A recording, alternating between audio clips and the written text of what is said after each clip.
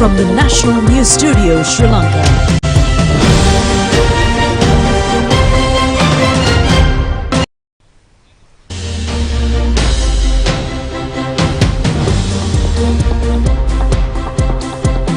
Pleasant evening and a very warm welcome to the National News broadcast. We are coming to you live from the National News Studio. I'm Dilanjali Ananda. I'm Charika Viniprarachi, and let's move on to the headlines for tonight's news.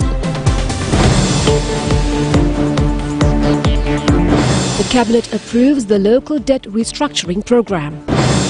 It is revealed at the COPE committee that Lanka Sathusa experienced a loss of 6 billion rupees in rice import. Government specialist doctors are permitted to serve until the age of 63. New Zealand is ready to grant expert knowledge for reforms in the state sector. Belarus president says that President Putin's attempt to destroy Wagner parliamentary forces was averted. On to those stories and detail. The local debt restructuring program was unanimously approved by the special meeting held this evening. The President's media division announces that all parliamentarians of the ruling party have been informed regarding this decision. The proposal to be submitted to the Parliament on Saturday. A press briefing was held at the Presidential Secretariat in this connection. State Minister Arundhika Fernando said that all parliamentarians of the ruling party expressed their views on the Aswasuma relief program. Some qualified families have not received the benefits. The President said that there are big shortcomings in this program and instructed to call up a report within 1 or 2 weeks and to take a remedial action without a delay. Now, the COPE committee emphasized the need to prepare a business model suitable for Lanka Sathusa, in order to make it profitable. Attention was drawn towards the fact that a concrete plan for 2021-2024 was in place, but it was not approved by the ministry. Thus, the committee chair informed the officials to prepare a comprehensive plan up until 2028 and report on its activities within 2 months. He further instructed to prepare an action plan.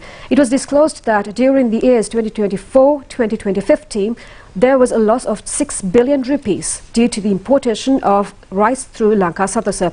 It was also discussed that the imported rice has been sold for animal feed due to expiration. The chair also said that the loss of Lanka Sathusa in 2022 is close to 600 million. It was further discussed that the total loss by 31st December 2021 is close to 15 billion. Moreover, the committee discussed that instead of importing and selling goods, Lanka Sathusa has missed the opportunity to sell goods at a lower price to the consumer and gain more profit for the company by buying and selling goods from PETA. Furthermore, the officials explained about the loss caused due to the delay in receiving money, even though the goods are imported based on the policy decisions taken by the government. Secretary of the Health Ministry informed the Courts of Appeal today about the decision taken by the Ministry to extend the service period of specialist physicians serving in the state sector to 63 years. Presenting a motion, the Health Secretary says that the decision has been taken by the Cabinet of Ministers. The attorney at law appeared for the petitioners of specialist physicians informed the courts that his clients are satisfied with this decision. If the Cabinet did not give its approval to this proposal, there would be a problematic situation in the health sector. The appeals court ordered to resummon the petition on the 1st of September. The Supreme Court issued an interim injunction today preventing the new appointments to the Grade 3 of Principal Service. Based on the limited competitive examination conducted in the year 2019, a decision has been taken to make these appointments. However, the 3-member panel of Supreme Court judges granting leave to the fundamental rights petition filed by Venerable Buddha Koche Sumanachandra Thera issued the order. The petition is to be resummoned on the 6th of November. New Zealand High Commissioner in Sri Lanka, Michael Pelton, says that the New Zealand expertise knowledge will be provided to Sri Lankans for restructuring of the state sector. He made these remarks when he met the Prime Minister Dinesh Gunawardena at the Temple Trees today. They held discussions on the Sri Lanka's measures taken to win the current economic challenges, debt restructuring, trades and investment and election reforms. High Commissioner Michael Appleton agreed to provide New Zealand expertise and knowledge for the state sector restructuring. He said that a team headed by former Public Service Commissioner in New Zealand is to visit the island in future. At this discussion, Prime Minister Dinesh Gunawardena made a request to High Commissioner Michael Appleton to enhance economic cooperation with Sri Lanka. And meanwhile, today is the 6th day of the Kanda Surindu Vandana Beti Pulda Harasara program.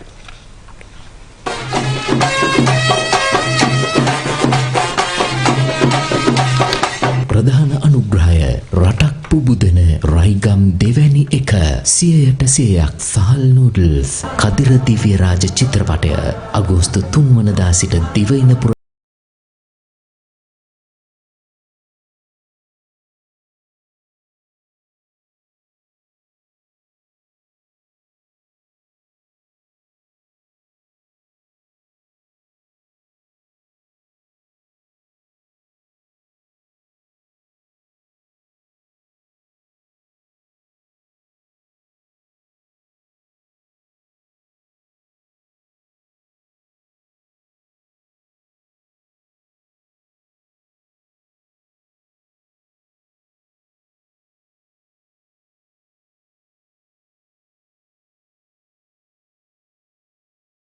The 10th day of the annual Asana Festival of the historic Ruhunu Kataragama Devalaya.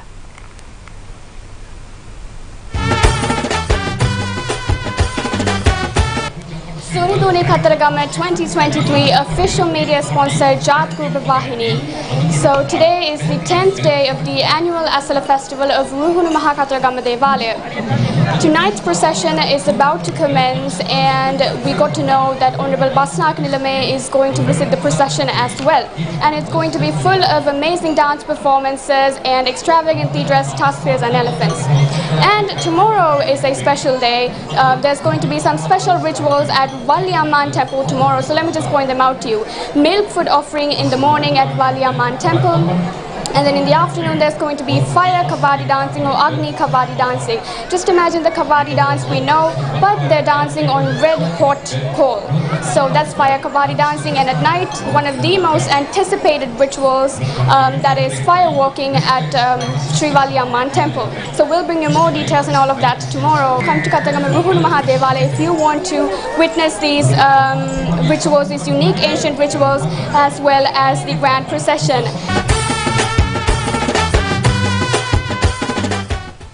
And we'll be back with more news from home after this break.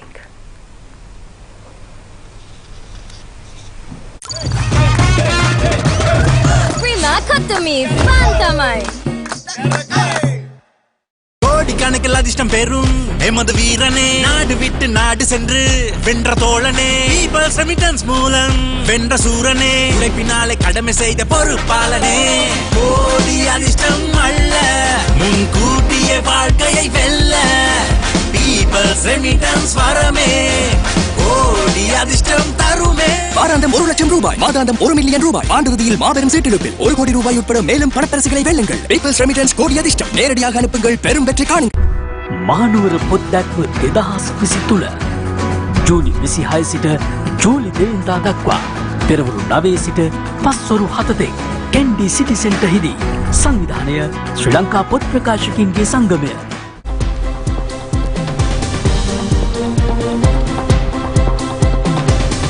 Welcome back on for news from home. State Minister of Finance Ranjit Singh says that International Monetary Fund has accepted that Sri Lanka has transformed into a country with rapid recovery. He made these comments at a press briefing held in the President's media division today. State Minister of Finance Ranjit Singh said that there is a significant change in the country at present compared to the same period last year. Inflation has decreased and shortage of consumer items eased. Rupees is strengthening to a certain extent. The struggle erupted with the economic crisis is waning. These developments have occurred with a special challenging economic recovery program. The country is striving forward with a clear vision. Sri Lanka was at the 5th place of World Inflation Index. Now that Sri Lanka is out of the food inflation list, the government is attempting to further strengthen the economic stability in the country. The economy was minus 12.4% last year. The government had managed to control it. Even the IMF has accepted that Sri Lanka has become a country that is rapidly recovering into the economic setbacks. The State Minister Shehan Singh says that funds should only be allocated to fruitful projects. At a discussion held in the Ministry of Finance today, he said that productivity of a project should be scrutinized before allocating funds. This discussion was held with regard to the Anuradhapura Consolidated Urban Development Project. This was implemented in 2016 under French assistance. The entire cost of this project is 62.4 million euros. The State Minister stated that a number of unnecessary projects have also been conducted under this main project. The State Minister pointed out that people have faced immense difficulties owing to the suspension of constructions of the Southern Multimodal Transport Centre. The Minister instructed the officials to implement the project properly. State Minister Sema Singh further said that many past governments have started various projects with colourful names, but they have not achieved any fruitful service for the general public. The National Dengue Surveillance System was launched today at the Ministry of Health under the patronage of Minister Gaya Rupavahini. The system is updated for control of spreading dengue mosquitoes and for the treatment for the disease. The system has been introduced by the National Dengue Control Unit. It was started in 50 hospitals in 2011 and has been extended to 155 hospitals at present. The newly updated dengue surveillance system is included with data gathered from MOH offices, public health divisions and Gramadahara divisions. The system will be activated in the Western Province as a pilot project from today. And we have several other news from home in brief. Civil Aviation Services Authority has organized a series of programs for school children. The inaugural program of this series was held today at the authority's auditorium. 175 school children and teachers participated in this event. Aim of this program is to enhance knowledge and understanding of civil aviation sector among school children. Dr. Nihal Jayatilaka has been appointed as the new chairman of the Sri Jayawardhanapura General Hospital. Dr. Nihal Jayatilaka was a graduate at the Medical Faculty of the Colombo University. He was a chairman of the Sri Lanka Rupavahini Corporation and held many other higher posts in several government ministries and institutions. The new film Visangamane was screened for media yesterday at the Savoy Premier Cinema in Vellavatta. Ranjan Prasanna has directed this film under a theme of the aspects of humanity. Producer of the film is Dr. Upendra Mahesh Vijayratna. A script writer is Upali Gamlat. Music director is Samantha Pereira. Douglas Ranasinghe, Semani Iddamalgoda, Samanali Fonseca, Ashan Dias, Niroshan Vijay Singha and Hasintha Jayratna are the role players of the film. Ritsbury Reale Carnival 2023 competition was held recently at the Sukadadasa Stadium in Colombo. Over 4,000 players representing 220 schools joined this competition. Maristella College in Negombo won the men's outstanding championship. Women's champion was Valala Ratnayaka Central College. The first batch of women parachute course in the history of Sri Lanka Navy passed out recently. The passing out parade was held at the Air Force Parachute Training School in Ampara. This course was arranged under a concept of Navy Commander Vice Admiral Priyantha Pereira.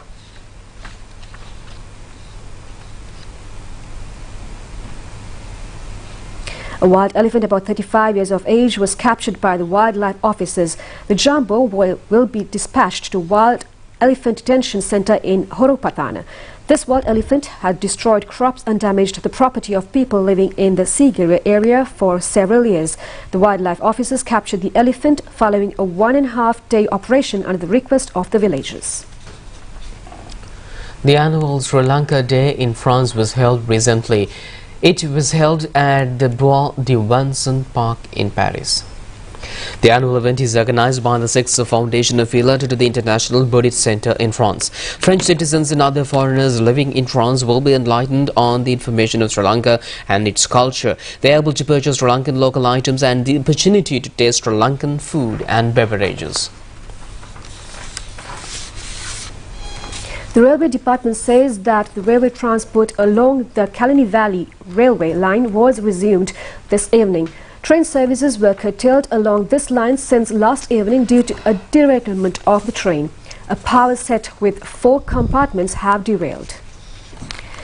The office train that ran from Colombo Fort to Kosgama derailed between Baseline Road and Kotte Road railway stations last evening. Additional General Manager of Railways V.S. Polvattage said that considerable damages had occurred in the railway line due to this accident. The damaged sleepers and the track were removed and replaced with new sleepers and tracks this morning. And Tushara Williams became the first Sri Lankan to become a deputy minister in Canada.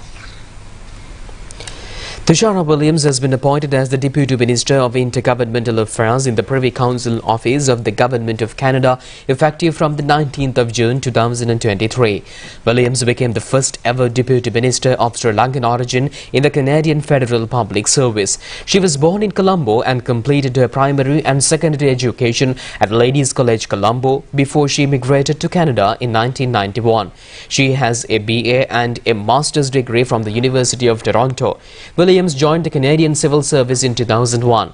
She brings to this position years of experience in the civil service in a range of public policy areas, socio-economic and finance. Muslims all over the world celebrated Eid al-Adha, the Hajj festival, today in a grand manner. Hajj pilgrimage is one of the basic precepts of Islam. Muslims celebrate this festival to respect for the benevolent characteristics of family members of Ibrahim Nabi. It is compulsory for physically and mentally healthy Islam devotees to engage in Hajj pilgrimage. This festival is also significant for unity, fertility and righteous living of Muslims throughout the world. In Islam, it is compulsory to engage in Hajj rituals those who are unable to visit Mecca Hajj pilgrimage. The Optometric Association of Sri Lanka is organizing a congress on the 40th anniversary in Sri Lanka School of Ophthalmic Technology. The congress was held by the presence of ophthalmic technologists who are providing primary, secondary and tertiary eye care services in Sri Lanka. It was held today in the Neurotrauma Auditorium of the National Hospital of Sri Lanka. The event consisted of various activities and an award presenting ceremony.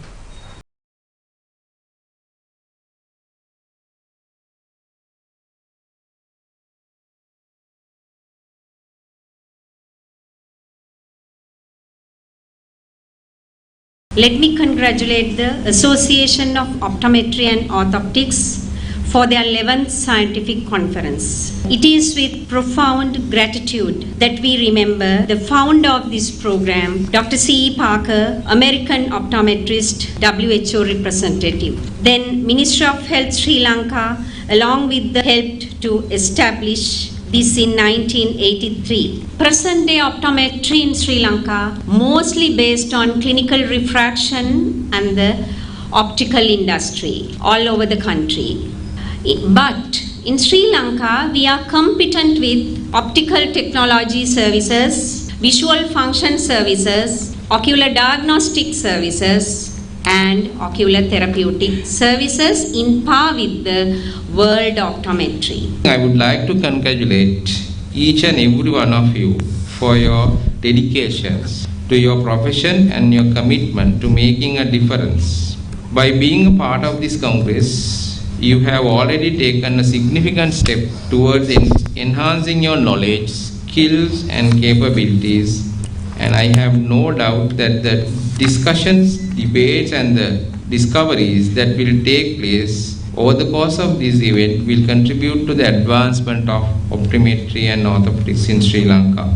I extend my gratitude to the Association of Optometry and Orthoptics of Sri Lanka for the privilege of being as your chief guest. I wish you all the success and fulfilling scientific congress filled with invaluable insight, fruitful collaboration and lasting memories.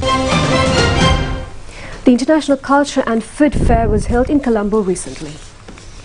The event was jointly organized by the Cultural Section of the Russian Embassy along with the Embassy of UAE, Iran Cultural Center, High Commission of Malaysia, High Commission of Maldives and the Golf Face Hotel. The objective of this fair is to promote the vast culture and food from all the countries involved. The event was graced with a cultural show and an international buffet representing cuisines from all the countries.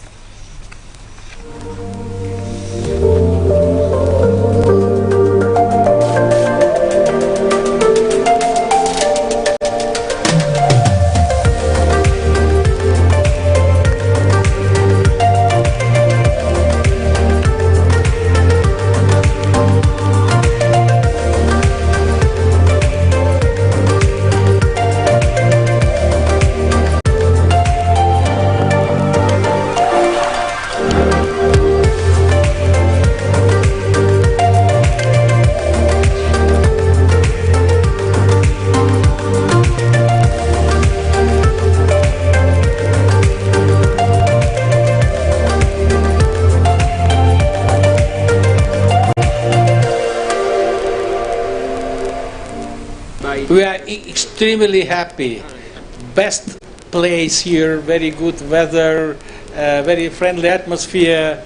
We see that here a lot of people who are just watching it with great interest, so I'm more than happy.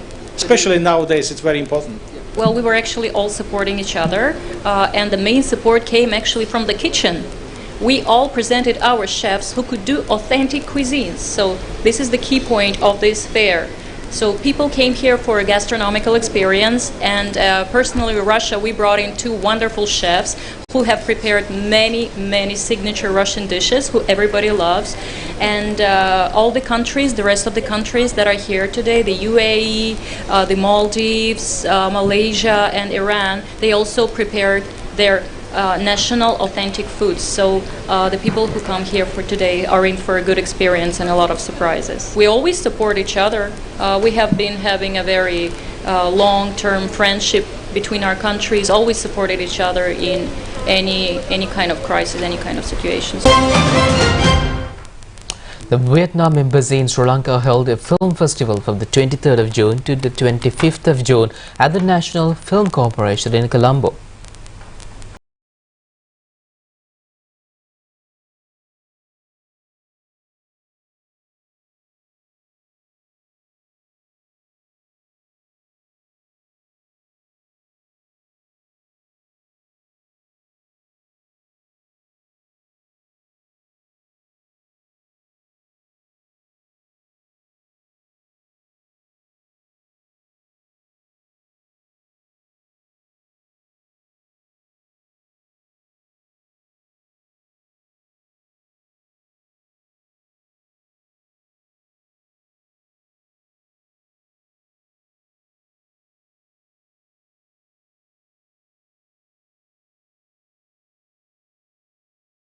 History.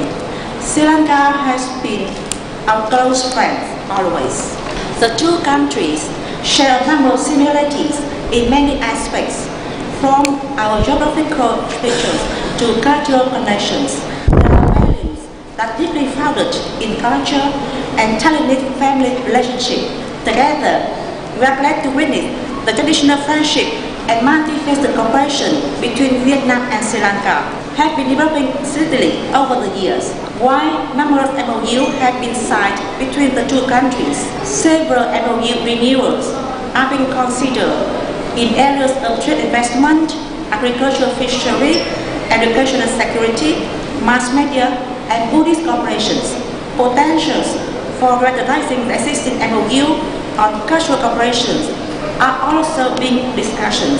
More achievement have been gained so far.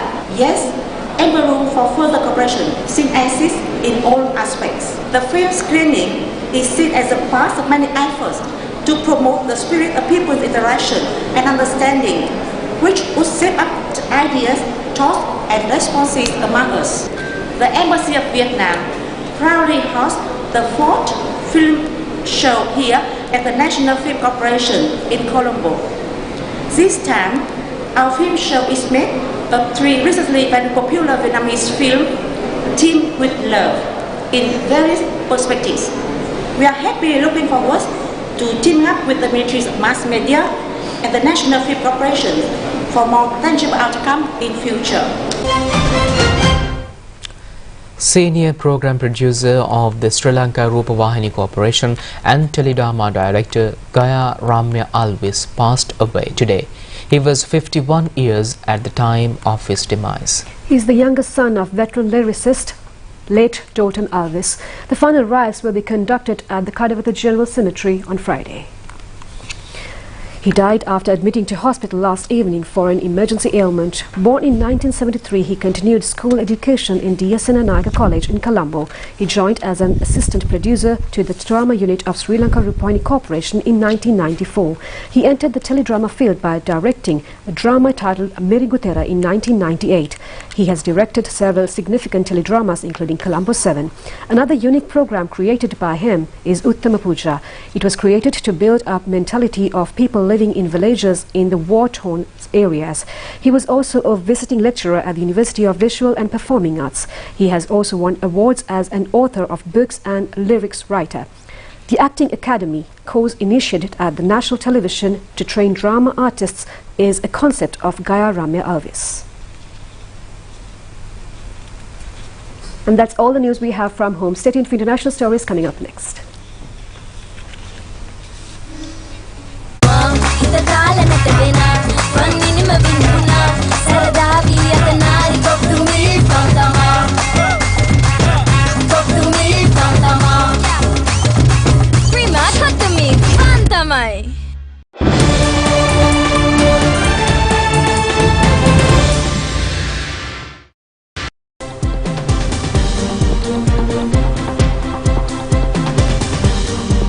On foreign news, Belarusian President Alexander Lukashenko has confirmed that the head of the Wagner parliamentary group has arrived in the country.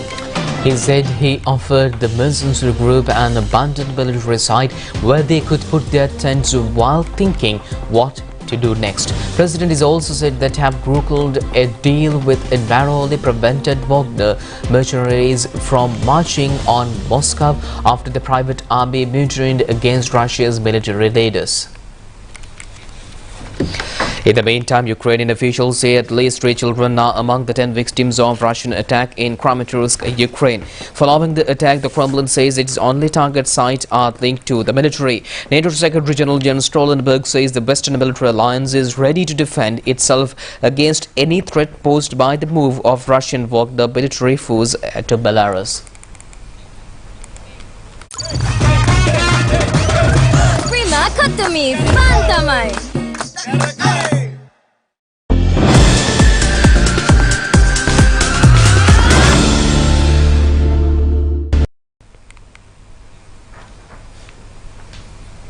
Now, Ireland won the ICC World Cup qualifier match against the UAE team. The match was played in Bulawayo, Zimbabwe yesterday. Different approach adopted by both.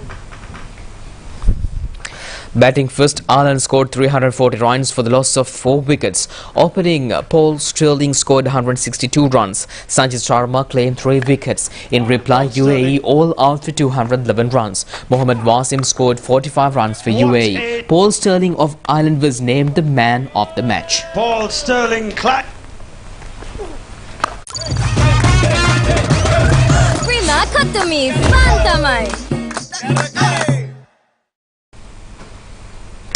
And that's all the news we have for tonight. Join us tomorrow at the same time for the very latest on ChannelEye. I'm Bilajli, together with Chaita, signing off. Good night. Good night.